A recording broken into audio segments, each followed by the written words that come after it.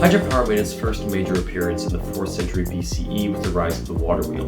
By the 1st century BCE, the Roman Empire had already been using water wheels to power their mills, most notably the Barbigil mill, which had a whopping 16 water wheels and was able to process 28 tons of grain every single day. Some historians suggest that the Han Dynasty also used water wheels or perhaps water scoops. Furthermore, a technique known as hushing was employed by the Wales in 75 CE, in which water would be stored in tanks and would be released with such high pressure that it could aid in ore extraction for mining operations. Clearly, hydropower is not a modern-day high-tech innovation, but it is nonetheless a very efficient and renewable resource. Few major advancements have been made in regards to hydropower since these ancient civilizations, aside from maybe the electric generator.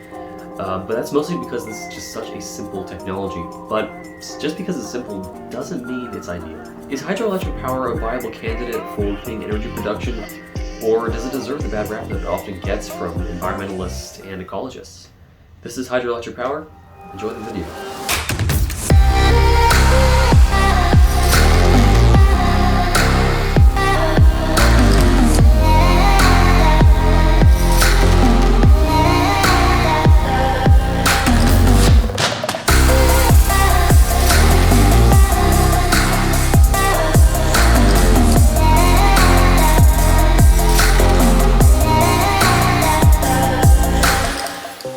Massive amounts of water behind a dam, these hydroelectric systems become lush with potential energy, enough to level a city in fact, which is then harnessed by the electric generators in the dam. As water rushes into the turbine blades, a shaft is spun at high velocities, and as the magnetic rotor spins through the conductor, an electric current is generated, producing enough power to supply massive loads ranging from large-scale infrastructure to small cities. This is a surprisingly simple technology, but it nonetheless produces astronomical amounts of power.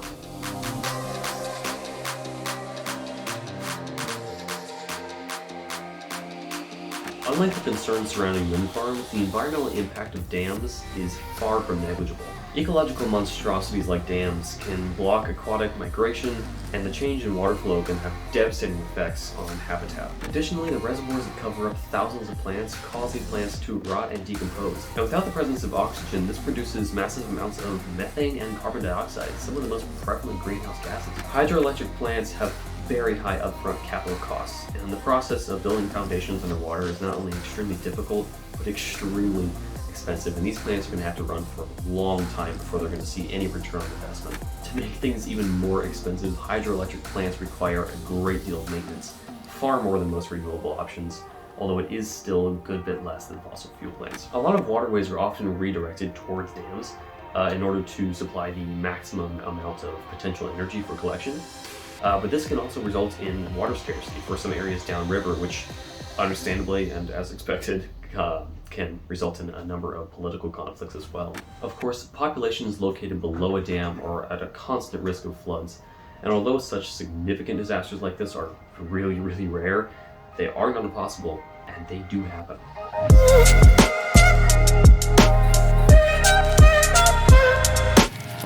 Most obvious of the pros list, hydroelectric power is a clean and renewable energy source. And as society becomes more and more conscientious about our carbon footprint, these sorts of options are going to be more and more popularized and therefore more and more lucrative. Despite the high upfront costs, hydroelectric power is a very cost-competitive resource, considering that river water is constant and isn't subject to economic volatility, unlike most fossil fuels. After seeing its return on investment, these dams will continue to pump out electricity for the remainder of their 50 to 100-year lifespan. Hydroelectric facilities often attract infrastructure which can aid remote communities in development and economics, thus increasing the accessibility of education, healthcare, and employment. The reservoirs behind a dam offer recreational activities as well as irrigation resources, although these come with their own environmental impacts. They can also serve as tourist attractions, further improving local economies.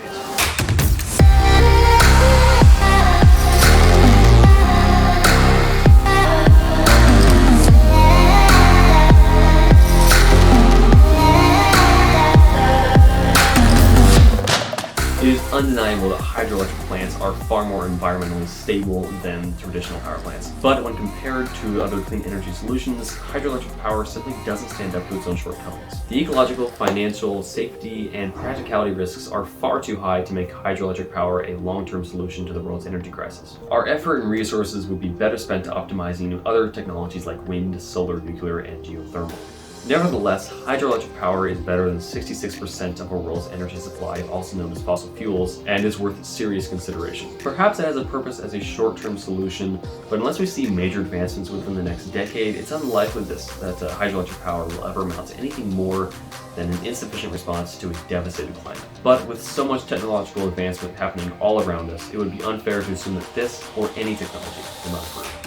Alright, that's all. Thanks for watching. If you liked the video, drop a like, subscribe, notifications, all that jazz you've heard 100 times. And if you prefer reading to watching videos, we do have article versions of all of these videos up on our website, and the links and all of our sources are in the description as well as on the article version as well. And if you want to support what we do have a Patreon link in the description for that as well, or you can access it through our Ecademy page. On Ecademy, we upload daily resources from across the internet on educational topics ranging from history, science, engineering, math, all that jazz, in an attempt to create an open source educational catalog for those looking to expand their knowledge outside of their normal curriculum. Links for all that are in the description, and thanks again for watching.